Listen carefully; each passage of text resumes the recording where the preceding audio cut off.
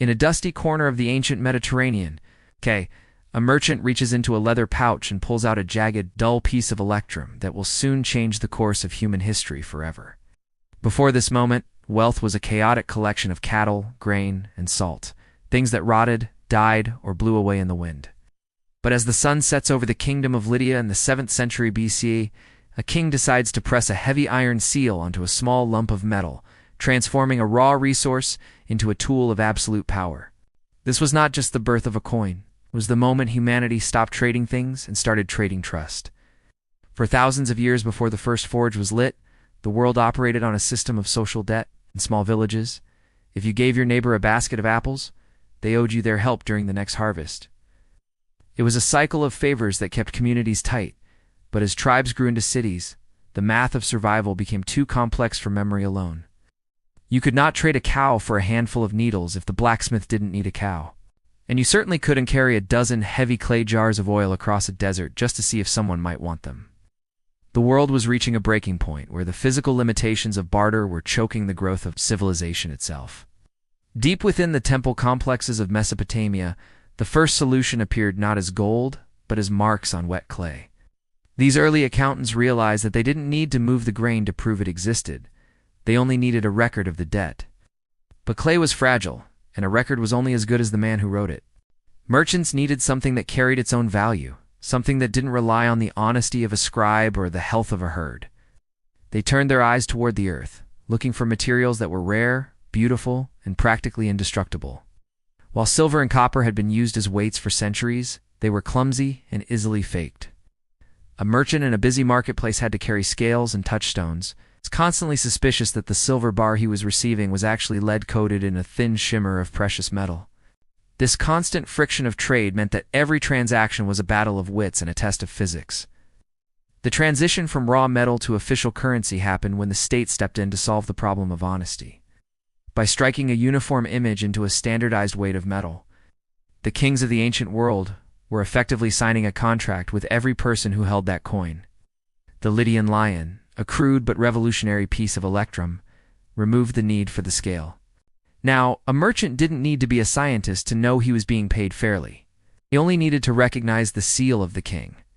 This psychological shift allowed trade to move at the speed of conversation. With coins in their pockets, soldiers could be paid across vast distances, and explorers could sail to distant shores knowing their wealth would be recognized by strangers. Metal had become a universal language, a bridge between cultures that otherwise shared nothing but the desire for profit.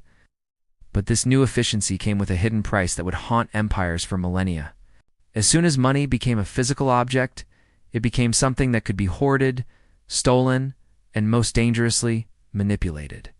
The Roman Empire, at the height of its glory, discovered that the same metal that built their roads could also lead to their ruin. When the cost of maintaining their massive legions became too high, the emperors began to thin out the silver in their coins, mixing it with cheaper copper. They thought they could create wealth out of thin air by simply stamping more coins with less value. But the market was not so easily fooled. As the silver content of the Roman denarius plummeted, the people realized the promise of the state was breaking.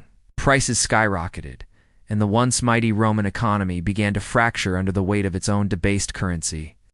This was the world's first hard lesson in inflation. The value of money is not in the metal itself, but in the integrity of the authority that issues it. While the Roman legions were still feared, their money was becoming a joke, proving that an empire is only as strong as its currency. The collapse of the classical world sent money back into the shadows for a time, but the hunger for a portable, durable store of value never faded. In the medieval period, the focus shifted from the Mediterranean to the sprawling trade routes of the Silk Road and the bustling counting houses of Italy. Gold became the ultimate prize, a metal so rare and so chemically stable that it seemed to possess a divine quality. It did not rust, it did not tarnish, and it could be melted down and reformed without losing a fraction of its essence. This physical immortality made gold the perfect vessel for human ambition. However, as the scale of global trade exploded during the Age of Discovery, even gold began to show its limitations. Carrying chests of heavy metal across oceans infested with pirates was a recipe for disaster. The solution emerged not in the mines of the New World, but in the back rooms of London and Amsterdam. Goldsmiths, who already had secure vaults to guard their inventory, began to accept deposits of gold from merchants. In exchange, they issued paper receipts. Soon, people realized it was much easier to trade the paper than to go back to the vault and fetch the heavy metal. This was the birth of the gold standard system, where every piece of paper in circulation was theoretically tied to a physical bar of metal sitting in a dark room. It was an elegant compromise between the portability of paper and the perceived safety of metal. Since for centuries this balance defined the modern world. It allowed for the Industrial Revolution, the rise of global banking, and the expansion of the British Empire. But the tie to metal was a golden leash. It limited how much a government could spend based on how much yellow rock they could dig out of the ground. The ultimate breaking point came in the 20th century, a period of total war and unprecedented economic expansion. The world's appetite for growth had finally outpaced the Earth's supply of gold. During the Great Depression and the world wars that followed, nations realized they could no longer afford to be held back by the scarcity of metal. One by one, they severed the link. In 1971, the last remaining thread was cut when the United States officially ended the convertibility of the dollar into gold. The era of commodity money was over, and the era of fiat money had begun. Today, we live in a world where money has almost entirely shed its physical skin. It exists as pulses of light in fiber optic cables and digits on a glowing screen. We no longer carry heavy pouches of electrum or silver denarii, and most of us will never even see a physical gold bar in our lifetime. Yet the ghost of that ancient Lydian coin still haunts our modern systems.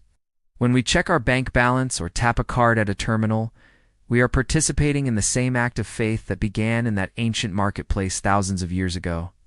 We are trusting that the digital seal of our modern institutions is as solid as the iron stamp of a king.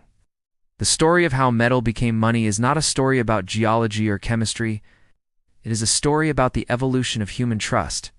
We move from trusting our neighbors to trusting a king's seal, to trusting a piece of paper, and finally to trusting an algorithm. Each step made our world larger and our transactions faster, but it also moved us further away from the tangible reality of the earth.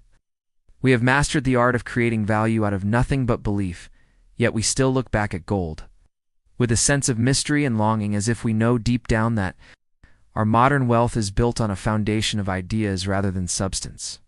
As we look toward a future of decentralized finance and digital currencies that exist only in the collective memory of a network, we must ask ourselves if we are entering a new golden age, or if we are simply repeating the cycles of the past.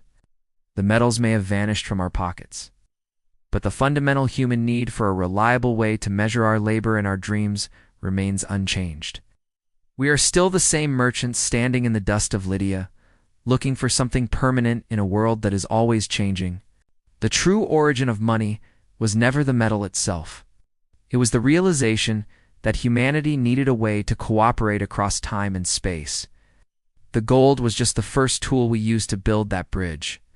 As those bridges now become invisible and digital, the responsibility to maintain the integrity of that trust falls on us more than ever before.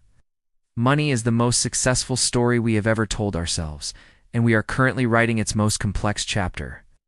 Join us in the Money History Lab by subscribing for more stories behind the money.